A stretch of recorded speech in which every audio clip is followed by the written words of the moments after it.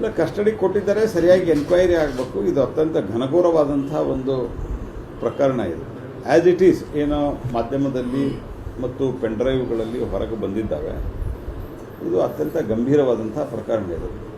ಮಹಿಳಾ ಸುರಕ್ಷತೆ ಭಾರತದಲ್ಲಂಥ ದೇಶದಲ್ಲಿ ಇದೊಂದು ಎಲ್ಲ ಕಡೆನೂ ಇದೆ. ಅದರ ಭಾರತದಲ್ಲಿ ನಾವು ಮಹಿಳೆಯರನ್ನ, ನಮ್ಮ ಸಹೋದರಿಯರನ್ನ ಅತ್ಯಂತ ಉನ್ನತ ಸ್ಥಾನದಲ್ಲಿಟ್ಟು ನೋಡುವಂಥ, ಪೂಜ್ಯ ಸ್ಥಾನದಲ್ಲಿಟ್ಟು ನೋಡುವಂಥ ದೇಶ ಜಗತ್ತಿನಲ್ಲಿ ಭಾರತ ಒಂದೇ. ಈ ರೀತಿ ಎಲ್ಲ ಘಟನಾವಳಿಗಳು ನಡೆದಿರುವುದು ಒಂದು ಹೇಸಿಗೆ ಹುಟ್ಟಿದೆ ನನಗಂತೂ ವೈಯಕ್ತಿಕವಾಗಿ. ಯಾವ ಮಟ್ಟಕ್ಕಿದೆ ಅನ್ನುವಂಥದ್ದು ನೋಡಿದಾಗ ಭಾಳ ಒಂಥರ ಹೇಸಿಗೆ ಉಂಟಾಗ್ತದೆ, ಮನಸ್ಸಿಗೆ ಕಿರಿಕಿರಿ ಆಗ್ತದೆ. ಹಾಗಾಗಿ ಇದನ್ನು ಅತ್ಯಂತ ಕಟ್ಟುನಿಟ್ಟಾಗಿ ತನಿಖೆ ಒಳಪಡಿಸಬೇಕು. ಮತ್ತು ನಮ್ಮ ನ್ಯಾಯ ವ್ಯವಸ್ಥೆ ಭಾಳ ಚೆನ್ನಾಗಿಯೇ ಇದೆ.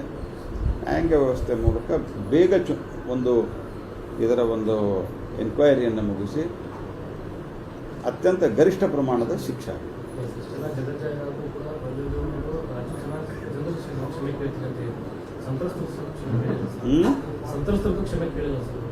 ಅಲ್ಲ, ಅವ್ರು ನೋಡ್ರಿ, ಈಗ ಅವರು ಆರೋಪಿ, ಅವ್ರ ಬಗ್ಗೆ ಏನು ಕ್ಷಮೆ ಕೇಳಿದರೆ ಬಿಡೋಕ್ಕಾಗತ್ತಾ? ಅವ್ರು ಕ್ಷಮೆ ಕೇಳ್ತಾರೋ ಬಿಡ್ತಾರೋ, ಕ್ಷಮೆ ಮೊದಲನೇದಾಗಿ ಅವ್ರು ಯಾಕೆ ಕ್ಷಮೆ ಕೇಳಿದಾರೆ ರಾಜ್ಯದ ಜನರದು ಅವರೇ ಉತ್ತರ ಹೇಳಬೇಕು. ಕ್ಷಮೆ ಕೇಳಬೇಕಾದದ್ದು ಸಂತ್ರಸ್ತರದ್ದು ಕೇಳಿ ಅವ್ರಿಗೆ ಶಿಕ್ಷೆ ಆಗೋದಾಗಲೇಬೇಕು. ಕ್ಷಮೆ ಕೇಳಲ್ದೇ ಇರಲಿ. ಇದು ನನ್ನ ಸ್ಪಷ್ಟ ನಿಲುವುದು, ನಮ್ಮ ಪಾರ್ಟಿದು ಸ್ಪಷ್ಟ ನಿಲುವು. ಕಾನೂನಿನ ರೀತ್ಯ ಅವ್ರಿಗೇನು ಶಿಕ್ಷೆ ಆಗಬೇಕು ಆ ಶಿಕ್ಷೆ ಆಗಲೇಬೇಕು.